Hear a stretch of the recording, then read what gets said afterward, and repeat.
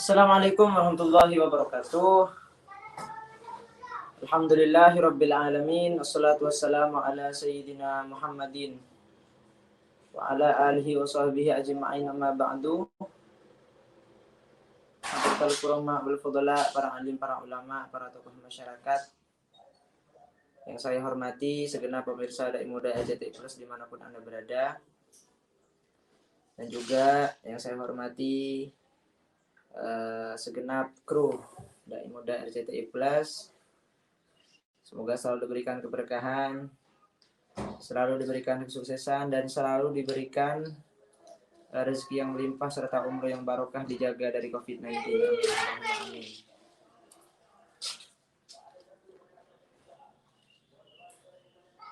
Ayo main di luar dulu. Sorry. Puji syukur marilah kita aturkan kepada Allah Subhanahu wa taala. Karena berkat rahmat dan hidayahnya lah kita bisa membedakan mana yang hak, mana yang batil. Karena berkat rahmat serta hidayahnya lah kita bisa bermuajah lewat virtual, masih diberikan kesehatan untuk menyaksikan serial Dai Muda RCTI Plus ya teman-teman. Bersyukur kepada Allah Subhanahu wa taala dengan mengucapkan alhamdulillahirabbil alamin. Salawat dan salam marilah kita aturkan kepada baginda besar Nabi Muhammad sallallahu alaihi wasallam, teladan kita semua, teladan dalam hidup ya, yang harus kita tiru, yang harus kita ikuti. Siapa beliau? Beliau Rasulullah Muhammad sallallahu alaihi wasallam. Oke teman-teman semuanya, sambil menunggu Mas Azmi, mungkin kita sholawatan dulu sebentar. Kurang afdol rasanya kalau kita memulai acara ini tanpa membaca sholawat. Allahumma sholli wa sallim wa barik alaihi wa ala alihi. Rabbi khalaqtaha min nur, fihi tiram,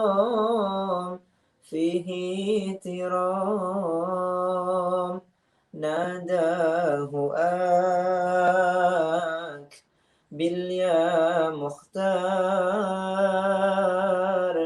antal amin,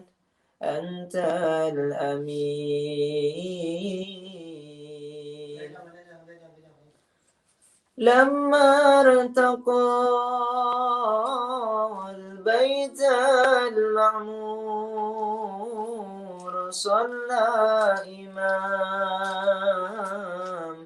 صلى إمام لما ارتقى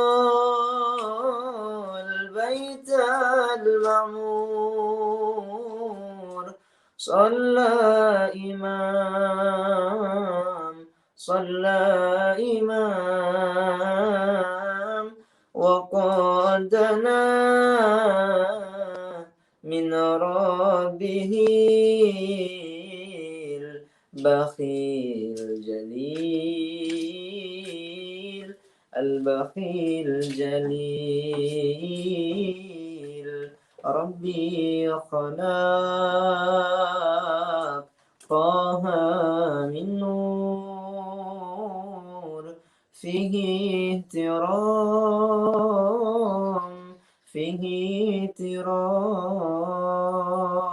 نداه باليا مختار، أنت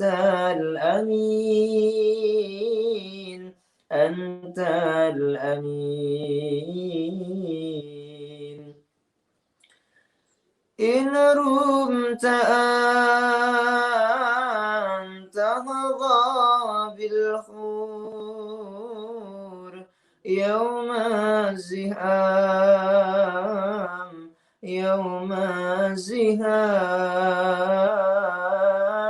إن رمت أن تهضى بالحور يوم الزهام، صلي على باقي الأنوار عين اليقين عين اليقين ربي خلاك طه من نور فيه احترام فيه احترام ناداه باليا مختار أنت الأمين أنت الأمين اللهم صل وسلم وبارك عليه وعلى آله وصحبه.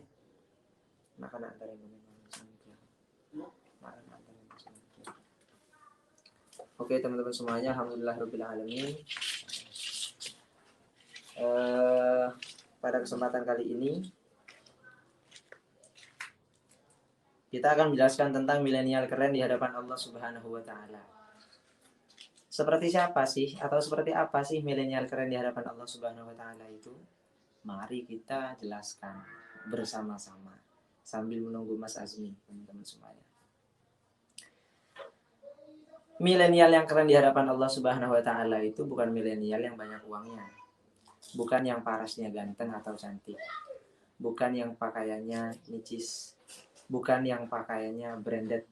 Bukan yang HP-nya iPhone X, iPhone X, iPhone 11, iPhone 12, iPhone 13 atau iPhone yang lain. Oke teman-teman semuanya. Itu bukan milenial keren di hadapan Allah Subhanahu wa taala. Ya, bukan. Tapi milenial yang keren di hadapan Allah Subhanahu wa taala, siapa itu? Ialah yang bertakwa kepada Allah Subhanahu wa taala. Begitu, teman-teman. Jadi jangan salah kaprah ya. Mentang-mentang sekarang zamannya gengsi. Kita selalu mengikuti yang namanya gengsi. Selalu mengikuti yang namanya perkembangan zaman. Boleh ya. Apa namanya? Wal akhdhu bil jadidil aslah ini boleh ya, asalkan yang aslah. Wal akhdhu bil jadidil aslah, mengambil perkara yang baru yang baik gitu. Ya, mempertahankan sesuatu atau tradisi yang kuno, yang apa namanya? Yang dahulu, yang baik ya. Lalu mengambil sesuatu yang baru seperti hanya di zaman saat ini yang lebih baik gitu. Jangan cuma karena gengsi gitu teman-teman. Maksudnya di garis bawahi kata baik di sini yang membuat pribadi kita menjadi lebih baik seperti itu. Bukan malah menjauhkan diri kita dari Allah Subhanahu wa taala. Nauzubillah tsumma nauzubillah. Ad-dunya mata'ul ghurur. Dunia ini adalah tipuan teman-teman semuanya. Tipuan yang sangat menipu. Ya, kita ditipu oleh dunia ini. Pengen iPhone, beli iPhone ya, setelah dapat iPhone pengen yang lebih tinggi dari iPhone gitu kan. Pengen mobil, sudah dapat mobil, ada yang lebih bagus lagi, pengen yang itu lagi ya. Sudah punya motor Ninja atau 4 silinder Moge, setelah beli, setelah dapat pengen yang lebih bagus lagi ya. Pengen punya rumah, setelah punya rumah pengen yang lebih bagus lagi. Punya tanah, setelah punya tanah pengen yang lebih luas lagi tanahnya. Begitulah manusia. Dan begitulah dunia ini tidak henti-henti menggoda kita untuk menjauhkan kita dari Allah Subhanahu wa taala. Makanya dunia jifatun, kata Sayyidina Ali itu. Dunia ini adalah bangkai. Wa talabutuha kilabun. Dan yang mencari bangkai adalah, mohon maaf ya, anjing. Ya, yang mencari bangkai ialah anjing, teman-teman semuanya. Jadi sungguh hina orang yang terpesona dengan keindahan dunia lalu lupa akan sang penciptanya. Begitu. Itu adalah milenial keren di sisi Allah Subhanahu wa taala. Boleh kita gaul, boleh, nggak apa-apa. Jaga hatinya. Boleh kita punya mobil bagus, rumah mewah, motor keren, HP bagus, boleh. Boleh kita punya banyak tabungan karena kata Allah Subhanahu wa taala, la tansa nasibaka minad dunya. Jangan lupakan urusan duniamu, ya. Dunia ini juga kita buat sebagai penyemangat dalam hidup kita untuk mendekatkan diri kepada Allah Subhanahu wa taala. Tapi kuat apa tidak? Ketika kita diberikan nikmat oleh Allah Subhanahu wa taala, kita kuat apa tidak? Begitu, teman-teman. kita bisa mengimbangi antara duniawi dan ukhrawi kita apa tidak? Ketika kita diberikan nikmat oleh Allah Subhanahu wa taala, kita bisa tidak untuk menjalankan nikmat dan mensyukuri nikmat sehingga kita lebih dekat kepada Allah, kita bisa tidak? Itu yang menjadi pertanyaannya. Makanya ulama-ulama terdahulu bahkan para sahabat sekelas Sayyidina Ali pun berhati-hati, bahkan zuhud, warok, hati-hati terhadap yang namanya dunia. Karena dunia ini memang menipu teman-teman semuanya. Nah, apalagi masalah perempuan, ya, masalah pasangan, masalah cewek, itu adalah hal yang paling menipu. Jadi teman-teman semuanya, apa namanya, niat bersama kita ngaji bareng-bareng saat ini ya, kita ngaji bareng-bareng lillah wa rasulillah wa li'alai kalimatillah wa lijihadi fisabilillah wa ala aqidati ahli sunnah wal jamaah. Ini walhamdulillahi rabbil alamin.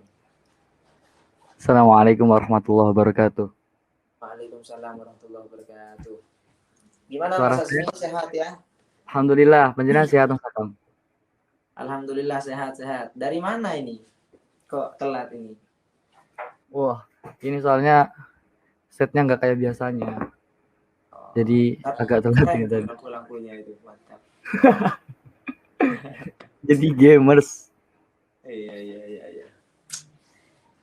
Oke Mas Azmi, langsung bisa menjelaskan tentang seperti apa sih milenial keren itu? Milenial keren di hadapan Allah itu seperti apa sih gitu? Ya, milenial keren di hadapan Allah itu sebenarnya udah dijelaskan sama Imam Syafi'i di dalam syairnya di dalam kitab Ta'lim Mutalim. Hayatul fata wallahi bil ilmi wat tuqa. Di dalam gimana tuh Mas Akam? Di dalam yakul di dalam ini aku lupa sih. Bentar. Iya, saya lupa juga itu. Ya Allah, hayatul fata wallahi bil ilmi wat tuqa, gitu kan. Di dalam yakuna al-atibaron bizatihi, gitu. Nah, ya. Jadi kehidupan pemuda itu demi Allah, kehidupan pemuda itu harus diisi dengan ilmu dan takwa. Nah, apabila tidak ada keduanya, maka kehidupan pemuda itu nggak berarti apa-apa, tinggal nunggu kehancurannya aja, gitu. Benar. Dan Allah itu kan sangat mengangkat derajat orang yang beriman dan berilmu. Ini suara saya aman nggak? Aman, bagus. Oke, mantap. Maka dari itu, di zaman sekarang ini paling penting ya ngaji.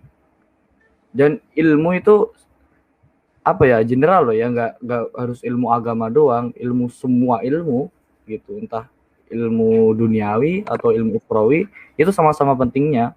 Jadi kan banyak tuh orang yang bilang, apa, buat apa kita sekolah, kan udah ada presiden, udah ada DPR, MPR segala macam. Lah, emang kita sekolah biar bisa punya pekerjaan kan enggak? Kita sekolah itu tujuannya ya nyari ilmu, bukan untuk jadi ini, jadi itu, jadi ini. Nah, itu bonus udah gitu. Iya. Kalau menurut Mas Akam gimana? Ya benar sih. Antara ilmu dan takwa itu sudah hayatul fata wallahi bil ilmi wat tuqa. Benar, dalam kata Imam Syafi'i seperti itu dalam ta'lim. Ya benar. Pemuda milenial zaman sekarang bukan hanya tampil keren saja, gitu. Bukan hanya mengejar perkembangan zaman dengan segala macam gengsinya, akan tetapi juga tidak melupakan ketakwaan dan ilmunya, begitu. Apabila kita hidup mewah, boleh. Punya mobil bagus, boleh.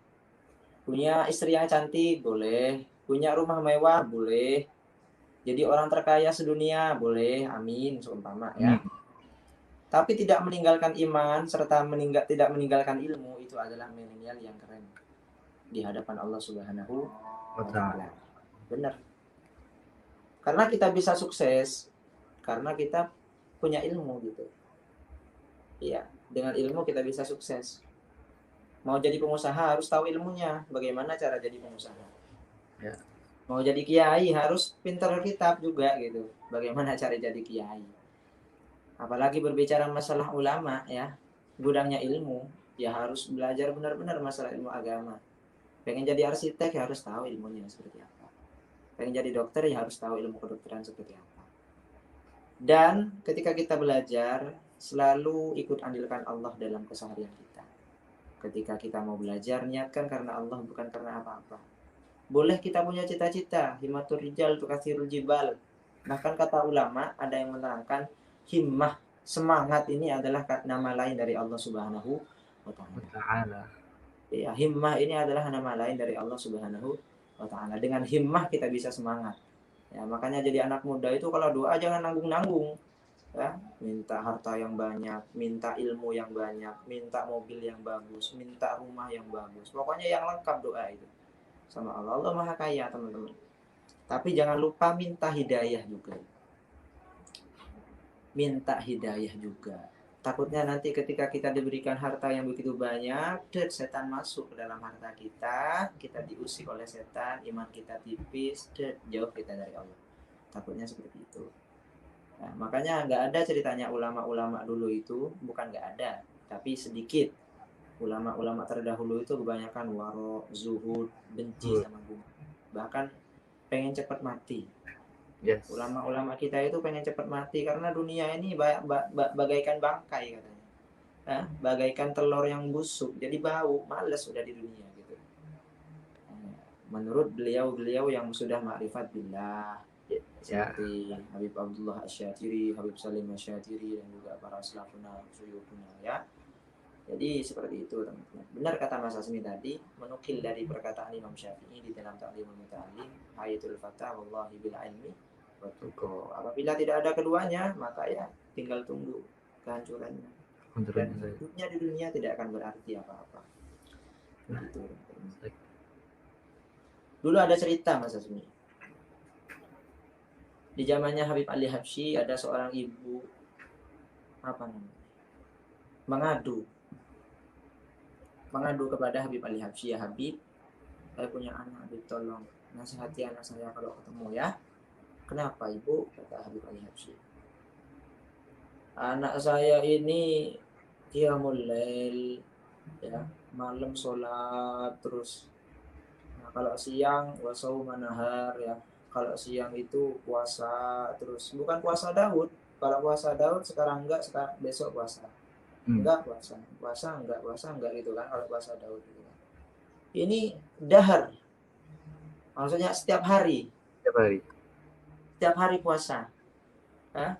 Sampai apa kata Habib Ali? Marhaba. Iya, nanti saya ketemu, saya nasihatin anaknya gitu. Nah, suatu hari ketemulah sama anaknya ibu itu. Ini pemuda yang hebat. Ketika bertemu dengan pemuda itu, dipanggil sama Habib Ali Habsyi, ya walad ta'al. Wahai anak, anakku, sini, mari. Dipanggil sama Habib Ali Habsyi. Antum Masya Allah, tabarakallah, luar biasa ya. Malam qiyamul lail, terus siangnya juga puasa, nggak pernah bolong, Masya Allah. Ini pemuda yang hebat, kata Habib Ali Habsyi. Kurangin ya, ibunya kamu pesan sama saya, suruh kurangin. Lalu anak ini menjawab dengan halus kepada Habib Ali Habsyi, mohon maaf Habib, saya boleh ngomong? Boleh, kata Habib Ali Habsyi. Saya pernah mendengar perkataan ulama ya Habib. Nanti muhibbinnya Faqihil Muqaddam. Faqihil Muqaddam nanti punya bendera dan muhibbinnya ada di belakangnya. Royah kalau bahasanya itu bendera. Ya. Faqihil Muqaddam menjadi pemimpin dan para muhibbinnya mengikuti di belakangnya dan masuk di surga bersama-sama. Begitu juga Habib Abdullah Asyatiri, ya Habib Abdullah Asyatiri, wali kutub, ketika beliau nanti di mahsyar, ada royah juga yang beliau pegang. Beliau memimpin semua muhibbinnya untuk masuk ke surga, kata pemuda itu. Dan juga ulama-ulama aslafuna, para aslaf-aslaf kita, para sesepuh-sesepuh kita, para wali-wali kita, semuanya memegang royah Habib. Memimpin nanti di padang mahsyar untuk menggiring para muhibbinnya atau pencintanya masuk ke dalam surga, kata si pemuda itu. Naam, kata Habib Ali Habsyi. Lalu kenapa? Limada? Apa yang kamu inginkan? Apa yang kamu maksud dari perkataan kamu ini?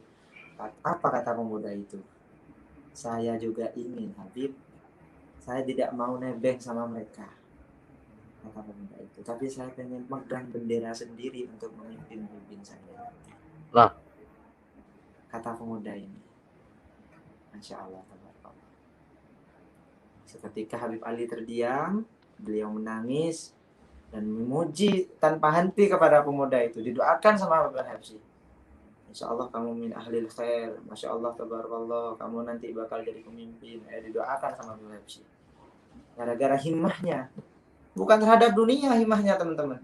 Tapi nanti di akhirat pengen megang bendera untuk memimpin para jamaahnya. Ibaratnya sekarang siapa ya? Di Jakarta ada namanya Habib Hasan Ja'far. Nurul Mustafa. Beliau megang bendera yang memimpin beliau nanti masuk ke surga. Di Syubhal Muslimin ada Gus Hafid yang memimpin nanti beliau pegang bendera masuk ke surga. Amin. Amin. Dan kita sebagai muhibbin mengikuti. Nah, pemuda ini nggak mau jadi pengikut, teman-teman. Pemuda ini maunya menjadi pemimpin nanti di akhirat, memegang royah sendiri, benderanya sendiri, dan diikuti oleh ribuan muhibbinnya. Allahumma sholli wa sallim wa barik. Kalau begitu niat kamu, nak, kata Habib Al-Habsyi, teruskan. Puasa kamu sudah, qiyamul lail kamu sudah. Nah, ini pemuda ya, luar biasa. Keren. Allahumma ja'alna minhum, amin. Amin. Kita semoga Allah menjadikan kita dari sebagian pemuda-pemudi yang punya himmah seperti pemuda seperti cerita tersebut. Lalu ada 7 golongan juga yang akan dinaungi di bawahnya arusnya Allah nanti ketika di padang mahsyar. Yang akan dinaungi oleh arusnya Allah di padang mahsyar nanti, yaumul la dhilla illa dhilluh. Tidak ada naungan, tidak ada tempat teduh kecuali dari Allah Subhanahu wa ta'ala, kecuali keteduhan Allah Subhanahu wa ta'ala, kecuali naungan dari Allah Subhanahu wa ta'ala. Dan salah satunya itu apa? Salah satunya adalah syabun, pemuda, ya. Nasya'a min ibadatillah, yaitu adalah pemuda yang semasa hidupnya, ya, tumbuhnya pemuda itu beribadah kepada Allah Subhanahu wa ta'ala. Itu, teman-teman. Syabun nasya'a min ibadatillah. Pemuda yang tumbuh ya dari kecil sampai besar dia beribadah kepada Allah Subhanahu wa ta'ala. Itu adalah pemuda yang dicintai oleh Allah Subhanahu wa ta'ala. Kenapa kok tidak orang tua? Karena kalau orang tua sudah mikir mati, ya. Orang tua itu sudah dilirik sama malaikat maut gitu. Jadi maklum kalau orang tua itu ibadahnya kencang, salat malamnya kuat, puasanya juga kuat, wiridnya juga kuat, maklum. Nah, yang pemuda ini ketika masih muda, semangatnya membara, ya, emosinya lagi tinggi, memuncak-muncak, habis itu keinginannya luar biasa, godaannya luar biasa, tapi tetap taat kepada Allah dan beribadah. Ini adalah pemuda yang akan mendapatkan naungan Allah nanti di padang mahsyar. Syabun nasya'a bi ibadatillah, yaitu pemuda yang hidupnya ya mulai dari kecil dia beribadah kepada Allah Subhanahu wa ta'ala. Ini adalah pemuda yang dicintai oleh Allah Subhanahu wa ta'ala. Allahumma ja'alna minhum, amin. Nah, jadi jangan cuma yang penting aku udah punya iPhone gitu sama ya. HP kamu apa? Segitu kan. Sekarang kan gitu di media itu kan. HP aku iPhone, HP kamu apa? Itu buat apa? Kayak gitu. Hadal kiber, ya. Ini adalah sombong. Ya. Hubud dunya ra'sul khuti'ah. Ketika kita sudah mencintai dunia, tidak ada Allah dalam hati kita. Ya, dunia bukan hanya kita genggam tapi juga memiliki hati kita. Nah, ra'sul khuti'ah itu adalah akar dari segala kerusakan. Rusak hidup kita nanti. Rusak hidup kita nanti. Boleh kata Abu Yazid Muhammad Al-Maliki, boleh kita menggenggam dunia. Boleh kita punya mobil bagus. Tapi jangan sampai ke hatimu. Ya, kalau bahasa Maduranya itu cuk eka pateh. Apa bahasa Indonesianya, Mas? Jangan diambil hati, gitu ya. Nah, dunia itu jangan sampai diambil hati. Ada iya, nggak ada alhamdulillah. Itu. Jangan sampai ketika kita kehidupannya sehari-hari dengan kemewahan, nggak mewah nggak enak ya. Habis itu nggak mau ngumpul sama orang-orang yang di pinggiran, habis itu nggak mau bermasyarakat, nggak mau milih-milih teman ya, habis itu pokoknya gengsi lah, itu bahaya teman-teman. Bukan saya melarang kaya, enggak, saya juga pengen kok jadi orang kaya, tapi insya Allah kayanya di jalan Allah. Saya tuh pengen kaya agar bisa bantu orang pinggiran tuh yang pada cari makan susah di sana, pengen saya kasih uang. Kalau bisa tiap hari pengen, seandainya saya punya uang. Kalau saya jalan kemana-mana, saya kan suka jalan toh, Mas Asmi paham sama saya. Saya Ya, orangnya suka keluyuran memang. Kalau di jalan saya ngelihat orang yang kelihatannya saya itu menarik hati, ya Allah kasihan ya ibu ini, saya doakan. Ya karena memang nggak ada yang mau saya kasih gitu. ya. Ada paling cuma 2.000, 5.000, 10.000 gitu. Sampai saya pernah bilang sama teman-teman saya ini, seandainya saya ini anaknya presiden. Gitu. Seandainya uangnya saya ini segudang banyak tak terhitung, wah tiap hari saya kasih sama orang-orang miskin. Dari saking pengen bantunya ya. Tapi karena saya nggak punya apa-apa, saya juga orang miskin ya. Saya juga bukan orang kaya, tapi juga punya keinginan buat kaya ya kan. Harus punya keinginan, cita-cita kita itu. Ya saya doakan saja dia, ya Allah lancarkan rezekinya, panjangkan umurnya, aja biar dia, ya Allah usahanya lariskan, ya Allah dagangannya lariskan, apa yang jadi permasalahannya permudah, ya Allah. Itu saya doakan, saya sedekah dengan doa sama dia gitu. Ya siapa tahu dengan barokah doa itu Allah ngabulkan doa saya, hidup dia enak, saya juga dapat pahala, akhirnya hidup saya juga enak. Nah gitu teman-teman. Ini kata Mas Azmi, pegang satu ini kata Mas Azmi dan menukil dari kalamnya Imam Syafi'i, benar. Apa dah Mas tadi Mas? Hayatul Fatah wallahi bil ilmi wat tuqa. Ayatul kata wallahi bil ilmi Wat wattuqa. tuqa. Kehidupan manusia pemuda ya, demi Allah kata Imam Syafi'i. Imam Syafi'i sampai bersumpah, demi Allah hayatul fata, kehidupan apa namanya pemuda itu wallahi bil ilmi wattuqa, ialah dengan ilmu dan ketakwaan.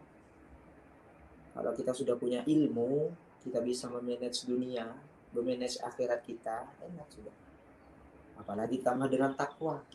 Ilmu bersanding dengan takwa. Wah, enak sudah.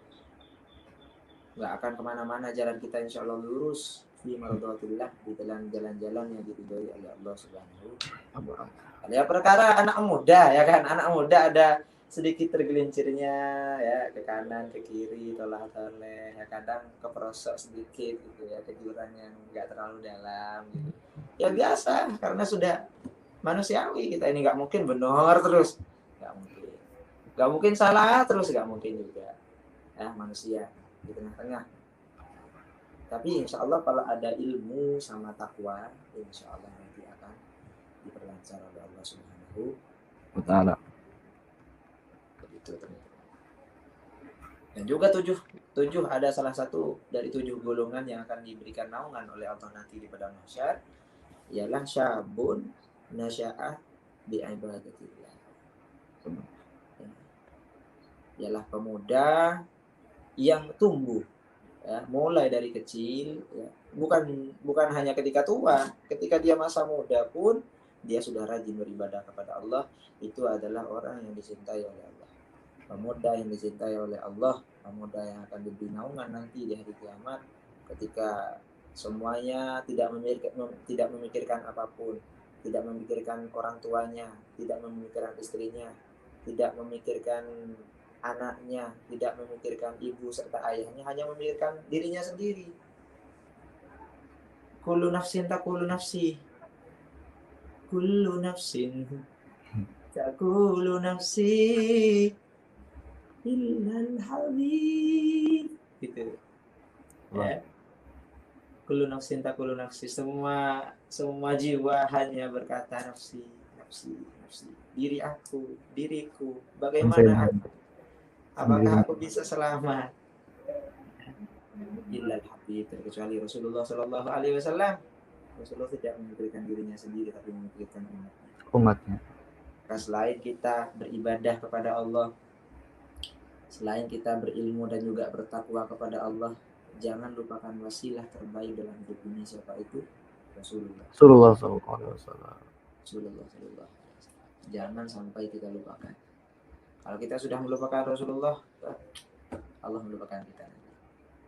Kalau kita ingat terus sama Rasulullah, cinta sama Rasulullah, dan walaupun kita nggak tahu siapa Rasulullah itu, tapi setidaknya kita bacalah sirahnya.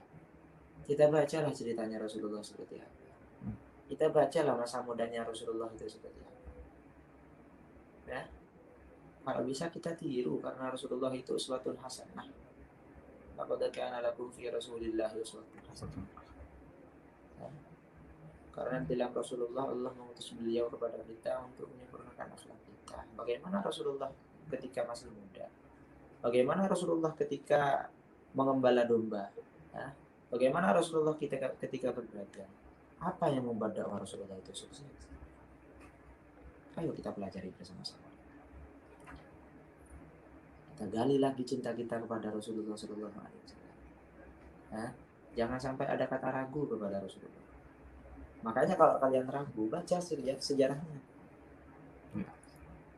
Baca sejarahnya Rasulullah Shallallahu Alaihi Wasallam. Jangan cuma baca novel percintaan melawan restu. Nah,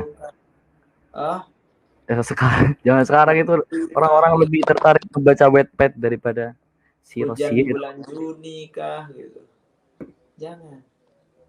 Kita cari sejarah Rasulullah Shallallahu Alaihi Wasallam. Bagaimana beliau? Beliau umur berapa ditinggal sama ayahnya? Ketika lahir umur berapa ditinggal sama ibundanya? Nama kakeknya siapa? Pamannya siapa? Yang bersama beliau, yang bersama beliau ketika hijrah ke Madinah siapa?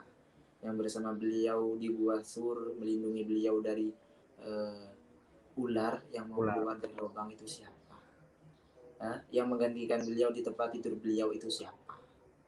Itu. Ketika sampai di Madinah apa yang terjadi? Beliau menginap di rumah siapa, beliau tinggal di rumah siapa, cerita. Itu kita pelajari teman-teman. Pelajari khulasoh tentang Rasulullah itu kita.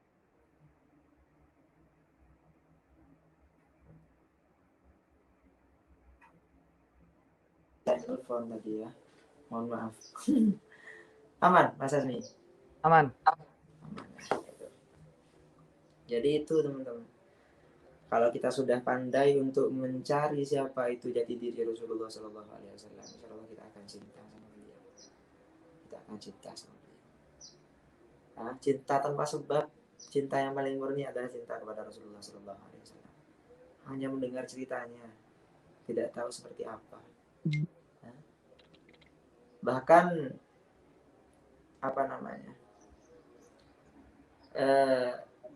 ketika mendengar akhlak beliau. Ketika dulu nih, saya masih kecil ya.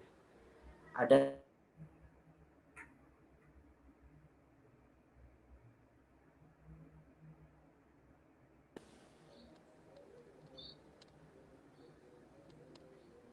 Aman nggak Mas? Halo? Aman Mas. Aman banget. Oh.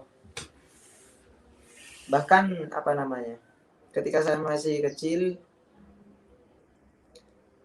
lalu ada kiai ceramah ya, bercerita tentang Rasulullah. Rasulullah itu Masya Allah ya ibu, bapak, beliau hakada. Sama orang tuanya begini, sama kakeknya begini anaknya, sama masyarakat begini. Walaupun beliau disakiti, beliau begini. Saya itu sudah cinta. Pas saya kecil dulu, ingat saya dulu sering diajak pengajian sama Mbah, sama Abi, sama Umi. Anak ke pengajian. Ketika saya mendengarkan kiai itu ceramah ya, ketika saya mendengarkan kiai itu menjelaskan tentang siapa Rasulullah, saya itu jatuh cinta. Siapa Rasulullah itu? Siapa Rasulullah itu? Akhirnya jatuh cinta saya itu. Nah, sekarang alhamdulillah sudah mondok, akhirnya di pondok belajar Rasulul Yakin yang menjelaskan begitu lengkap tentang sejarah Rasulullah Sallallahu Alaihi Wasallam. Beliau lahir dari pemberian namanya sampai beliau hijrah, sampai dakwahnya diterima di mana-mana, perangannya luar biasa. Makanya ayo semuanya kita harus menjadi pemuda yang inilah bermanfaat lah gitu. Jangan hanya sekedar foya-foya gitu. Jangan hanya sekedar menunjukkan lekuk-lekuk badan gitu kan.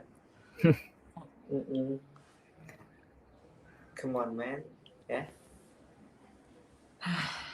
Mungkin itu yang bisa saya jelaskan. Mungkin ada tambahan buat Mas Asmi mungkin.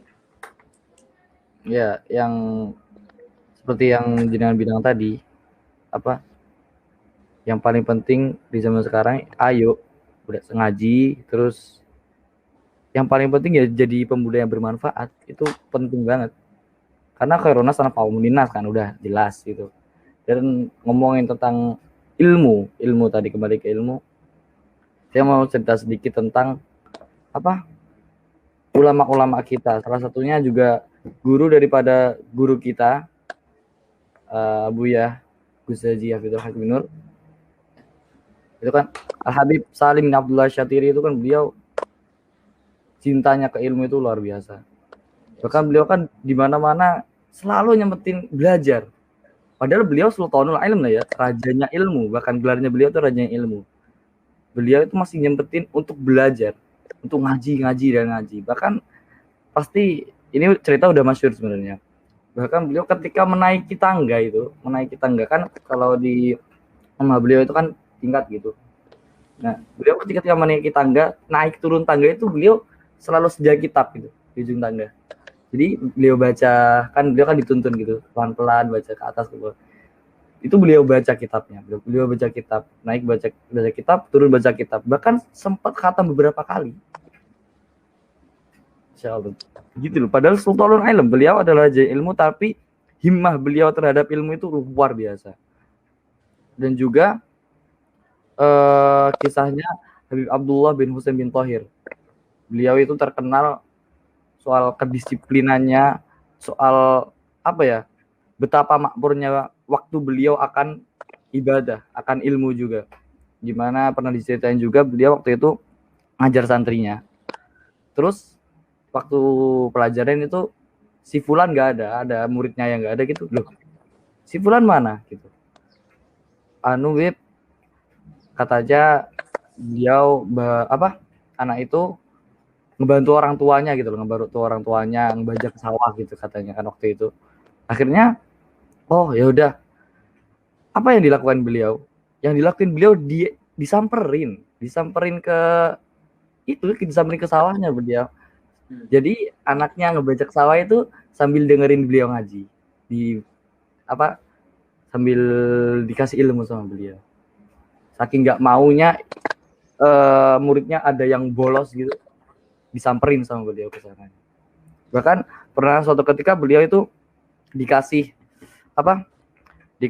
arloji, dikasih jam sama salah satu muridnya. Waktu itu ada muridnya yang sowan ke beliau, terus ngasih hadiah jam ke beliau. Ini Beb, saya lihat kan jenengan sangat disiplin akan waktu. Makanya saya kasih jam biar jenengan itu bisa lebih efisien mengatur waktu gitu, kata muridnya. Oh iya, jazakallah khair gitu, Masya Allah gitu.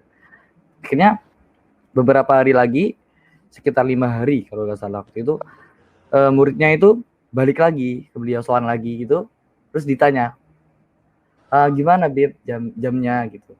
Oh Masya Allah ya, berkat jam yang antum kasih, saya bisa jadi efisien ngatur waktu saya gitu.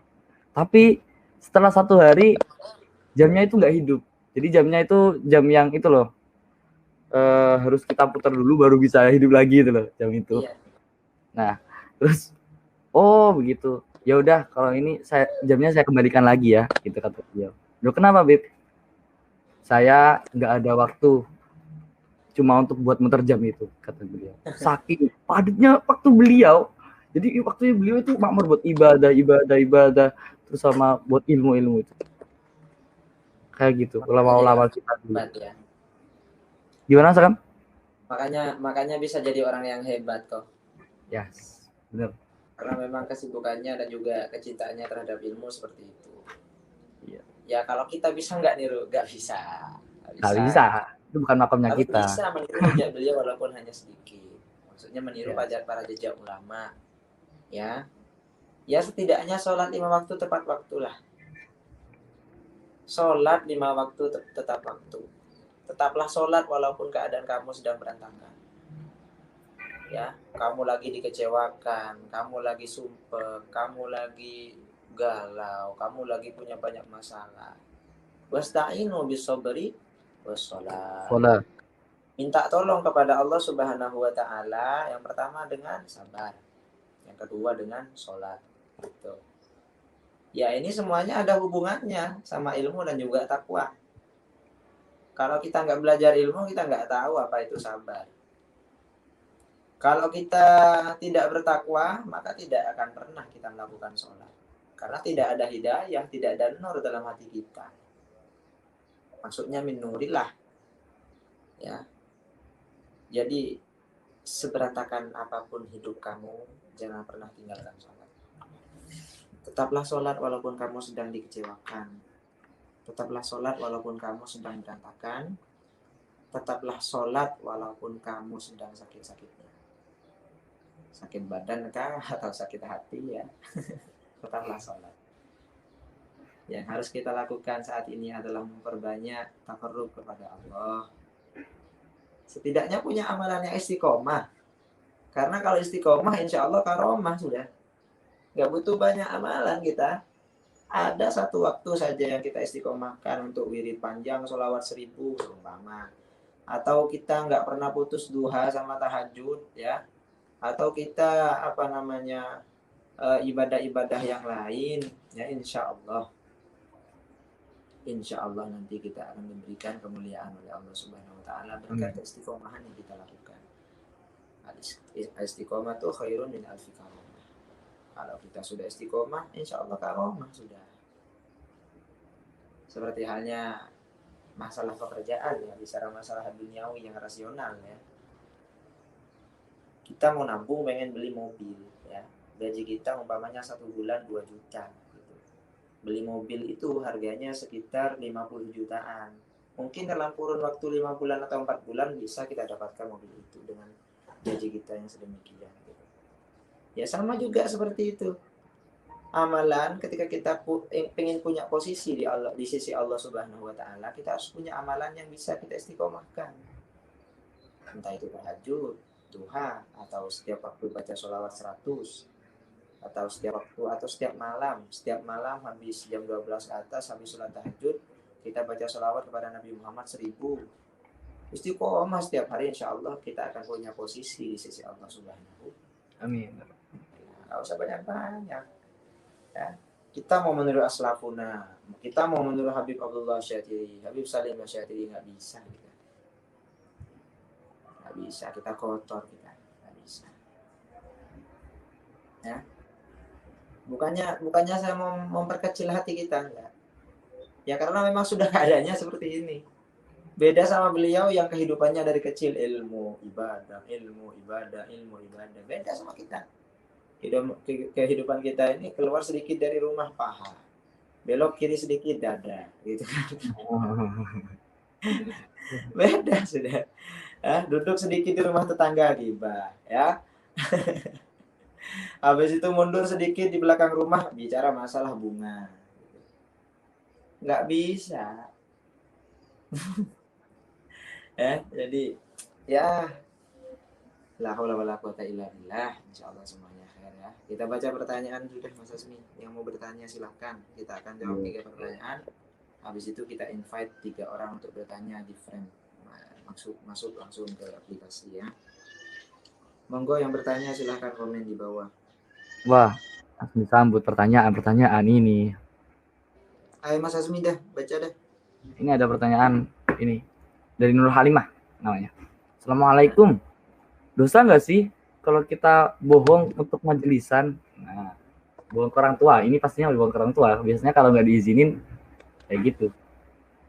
Ya tetap dosa, nggak boleh. Iya. Karena ridhonya, izinnya orang tua itu paling penting. Paling penting. Kalau kalian yang para perempuan belum menikah, yang laki-laki pun sama, tidak boleh berbohong kalau demi untuk majelis. Bahkan saya kalau ada pertanyaan kayak gini selalu ingat dawuhnya Habib Munzir. Habib Munzir itu pernah bilang gitu. Jikalau kita mau ke majelis tapi nggak diizin sama orang tua, apa yang kita lakukan? Gitu kata Habib Rizik. Kamu pilih cintanya Nabi atau cintanya orang tua? Cintanya Nabi kan. Nah, kalau pilih cintanya Nabi ada di cintanya orang tua gitu. Jadi ya Manut izinnya sama orang orang tua. iya. Itu Allah firidul walidain itu sudah jelas sekali. Jadi nggak boleh tetap dosa. Ya udahlah, kamu nggak ngelakuin itu malah dapat pahala.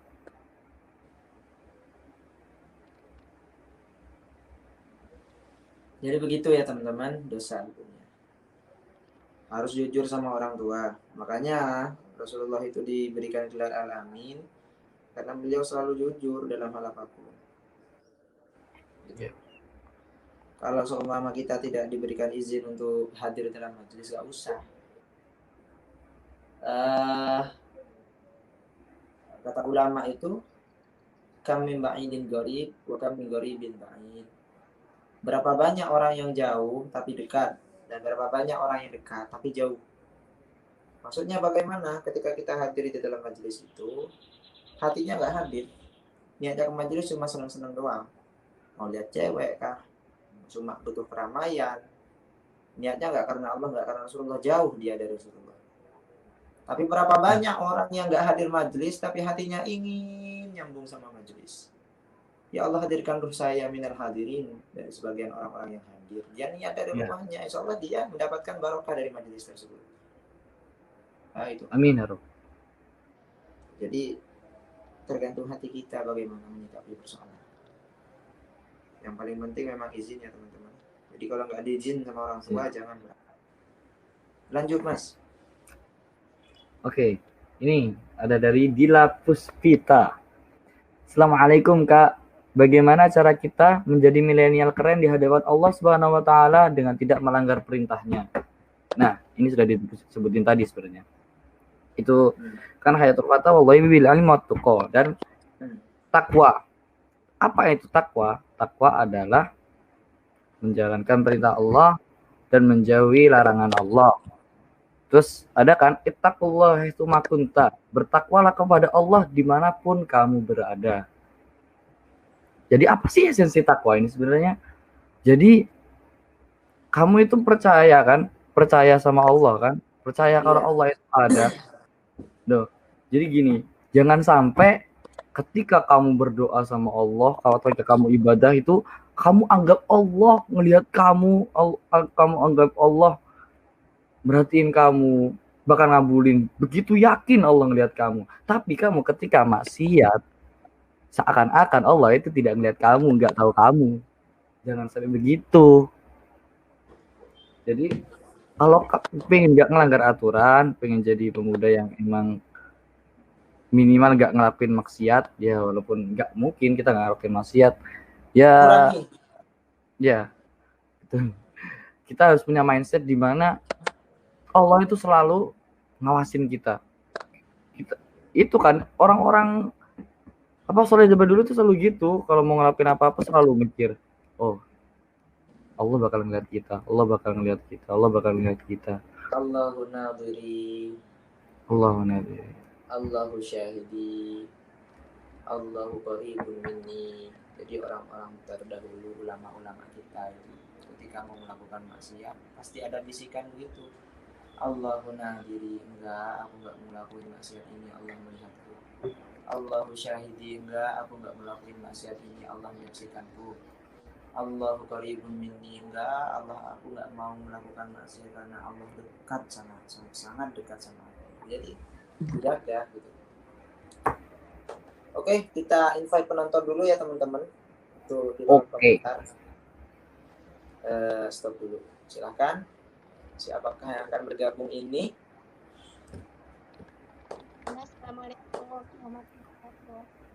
Waalaikumsalam warahmatullahi wabarakatuh. Dengan siapa? Dengan Misnah dari Cibaliung, Pandeglang, Banten. Oh, Pandeglang. Pandeglang. Mungkin ada yang mau ditanyakan, Mbak? Ya. Kan kalau lagi head, boleh gak kita berwudu? Lagi datang bulan. Boleh? Ya, kita berwudu. Boleh berwudu. Jawab Mas Azmi. Sebaiknya enggak boleh. Sebaiknya jangan, Mbak. Sebaiknya jangan. ya lebih sebenarnya tidak boleh. Karena apa? Kita kan kalau haid wudhu itu nggak sah, Mbak. Dan ada kaidah itu di kitab, kalau kita ngelakuin wudhu tapi cuma apa ya, takutnya kita dianggap main-main gitu loh, kan kita wudhu nggak sah gitu, takutnya dianggap main-main, akhirnya jadi haram. Jadi sebaiknya nggak usah wudhu. Kalau menurut pasangan lagi. Lalu ada pertanyaan lain? Ada. Itu udah jelas. Itu jawabannya udah.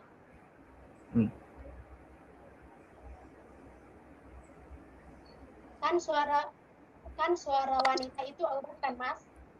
Ya.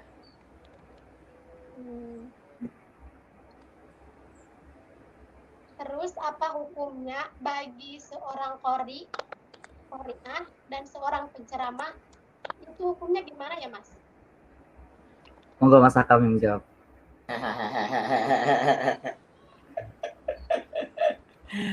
Mas Azmi dulu dah, jawab kita, ayo. Sebenarnya yang disebut sebagai kriteria apa ya, aurat, suara yang masuk dalam kriteria aurat itu suara yang dibikin-bikin gitu loh, Mbak, yang dibikin mendayu-dayu gitu, sengaja kayak kesannya itu ngegoda. Gimana ya? Gimana? Desah bukan gitu loh, Mbak. Nah, Anda betul sekali, Bapak. Nah, kayak gitu. Iya, kayak mendayu-dayu di apa ya, dia halus-halusin gitu loh, kayak ngegoda lah, kayak ngegoda.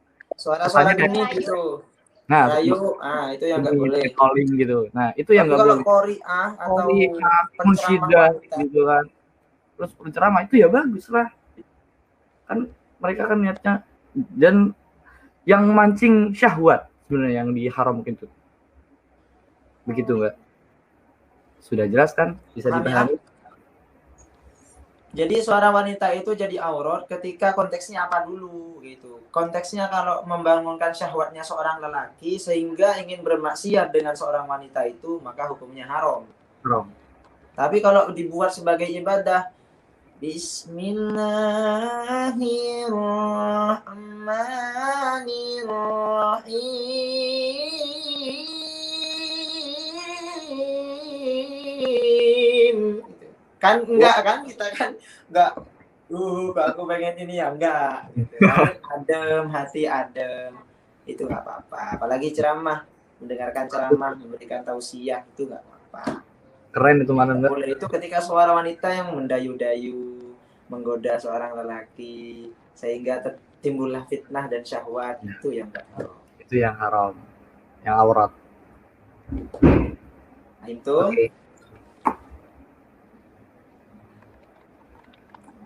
Oke, sudah paham, Mbak? Sudah paham kan, Mbak? Bisa dipahami? Ya. Oke. Terima kasih atas jawabannya. Ya. Salam kenal. Ya, sama-sama. Mas Azmi, Mas Hakam, salam kenal dari Bali. Salam kenal juga. Kenal juga. Tetep. Mendesak. Anda frontal sekali.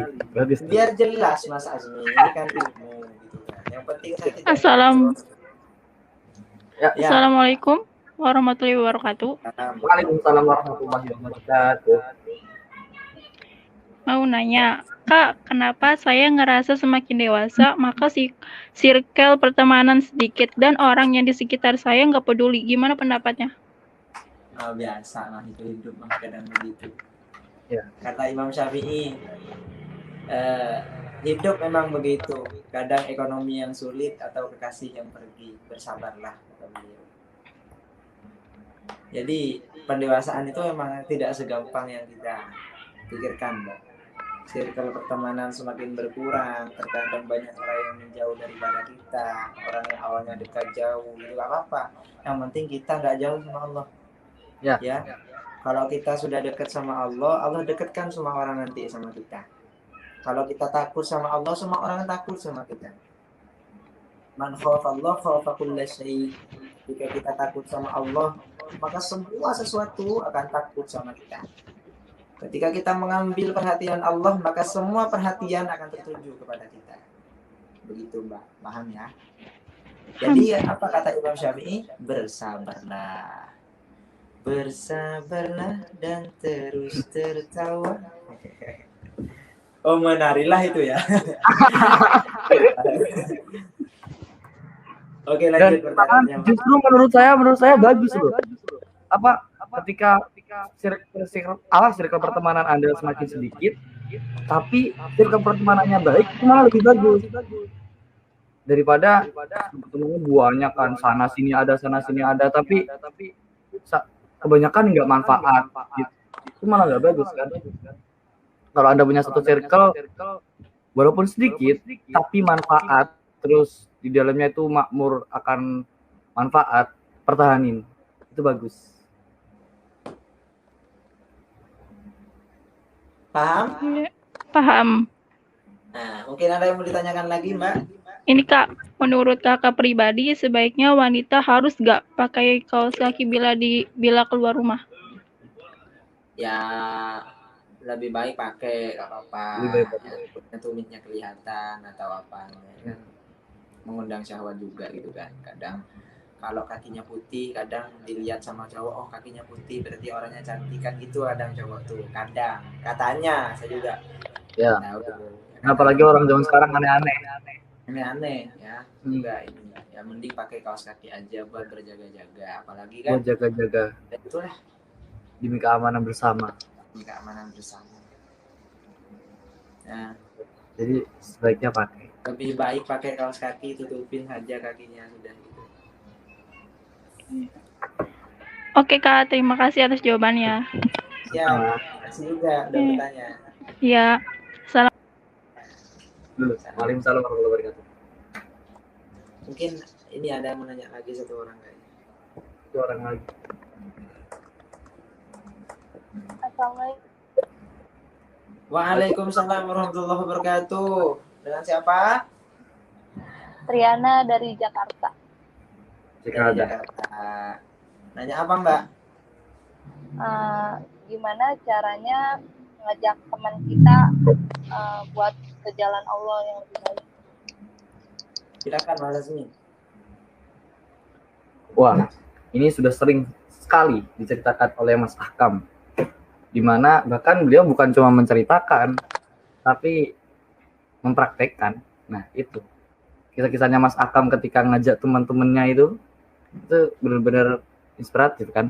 Dimana ketika kita pengen ngajak teman kita ke jalan yang benar, jangan cuma modal ngomong doang. Kita harus gini, kita harus gini, kita harus gini. Lebih baiknya kita praktekin juga. Karena gimana Mas Akam, ilmu apa? Lupa sih.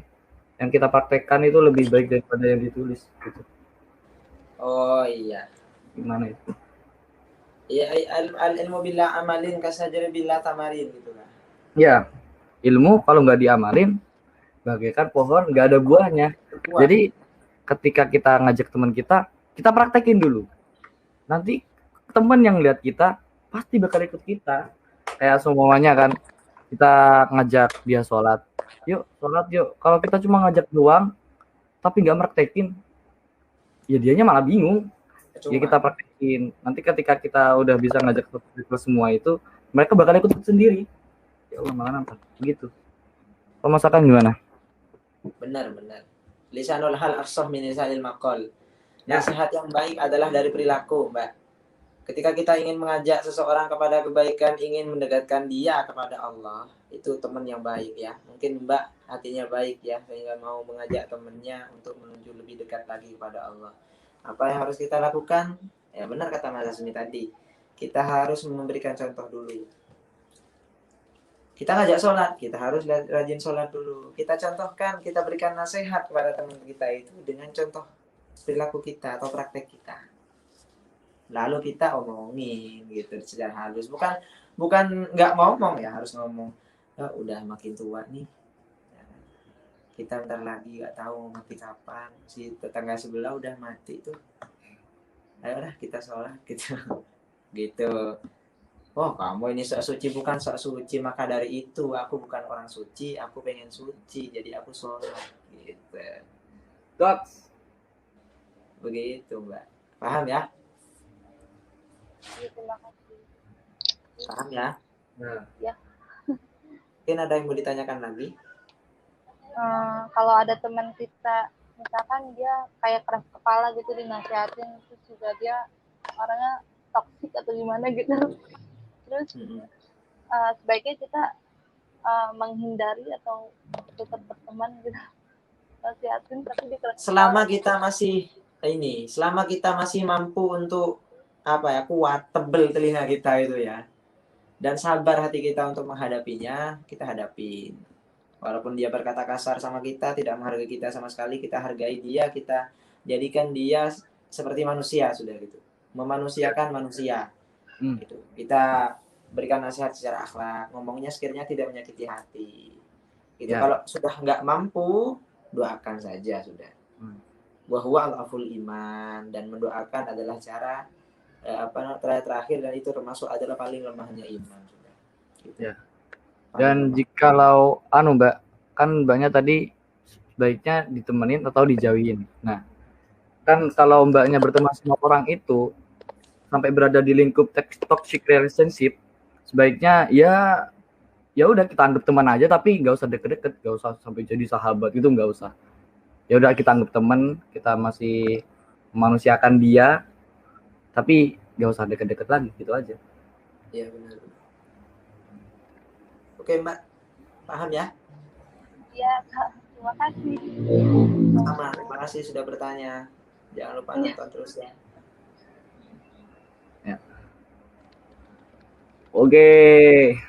Oke, sudah 3 pertanyaan yang kita jawab. Semoga manfaat teman-teman semuanya. Oh ya, dan kemarin ada yang bertanya tentang masalah sholat tasbih ya kan? Ya, itu. Saya sudah siapkan materinya ini. Ini hadisnya dari Ali bin Abbas radhiyallahu anhuma, anna Nabiy sallallahu alaihi wasallam qala lil Abbasi an Abdul Muthalib, ya Abbas, ya ammah, ala a'tiyaka ala amnahihuka, ala banyak pokoknya ini hadisnya. Ala ilah sudah ya.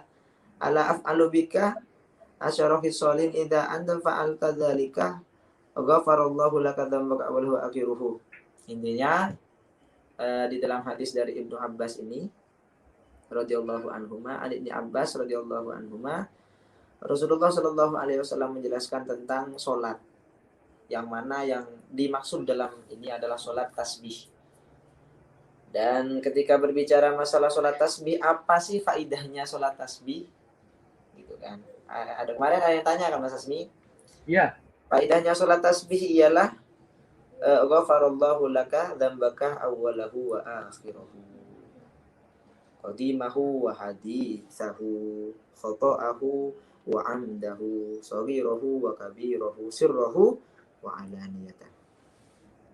Jadi yang dimaksud faidah di dalam sholat tasbih ini adalah Allah mengampuni dosa kita semua. Semua dosa kita diampuni oleh Allah. Makanya sholat tasbih ini sangat ditekankan oleh Rasulullah Shallallahu alaihi wasallam. Ketika engkau tidak bisa sholat setiap hari, maka sholatlah seminggu sekali. Gak bisa seminggu sekali, sebulan sekali. Gak bisa sebulan sekali kata Rasulullah, setahun sekali. Kalau gak bisa setahun sekali kata Rasulullah, sholatlah walaupun sekali seumur hidup.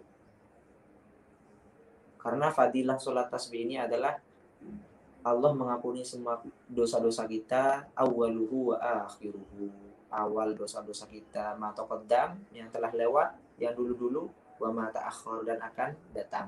Allah mengampuni dosa kita semuanya. Allahumma ja'alna minhum. Allahumma fir lahum, amin ya Allah. Allahumma firli wa lahum, amin ya Allah ya Rabbal alamin.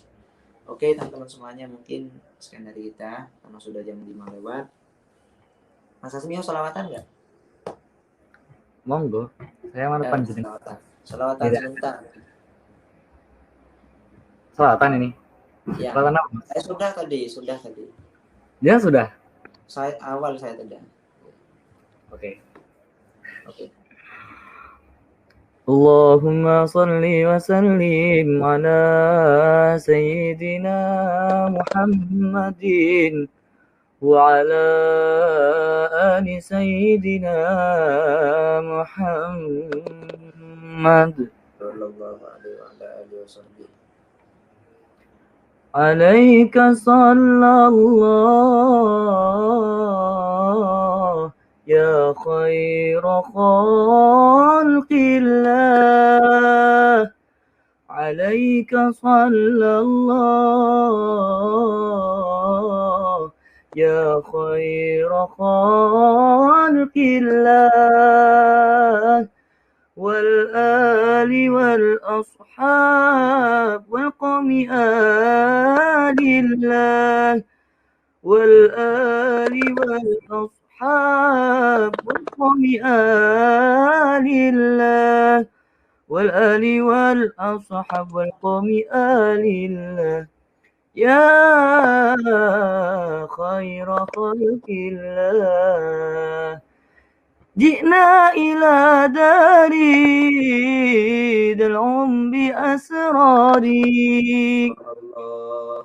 جئنا إلى داري دلعم بأسراري ما خاب من زارك والله آي والله ما خاب من زارك والله آي والله ما خاب من زارك والله آي والله يا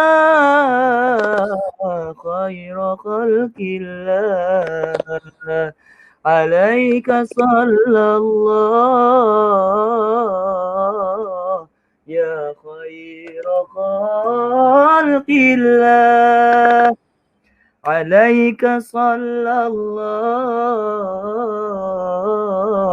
يا خير خلق الله والآل والأصحاب والقوم آل الله والآل والأصحاب والقوم آل الله يا خير خلق الله اللهم صل وسلم وبارك عليه وعلى آله وصحبه Rabbi fanfa'na bi barakatihim hatidan husna bi hurmatihim wa amitna fi tariqatihim wa ma'afatin minal fitani ala hadiyya wa ala kulli salihah wa ila hadratin nabi Muhammad sallallahu alaihi wasallam al-Fatihah.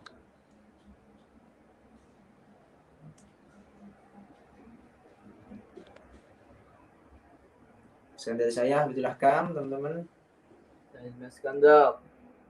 Mohon maaf jika ada kesalahan tutur kata, tingkah laku yang kurang sopan, mohon maaf ya. Jika ada benarnya, ini murni dari Allah Subhanahu wa taala, tapi jika ada kesalahan murni kebodohan kita. Ya, mohon saling menasihati dan saling menegur, jangan ada dusta di antara kita, jangan ada perpecahan atau permusuhan di antara sesama pemuda. Sekian dari saya, Abdullah Kam. Saya juga Skandar. Assalamualaikum warahmatullahi wabarakatuh. Wabarakatuh.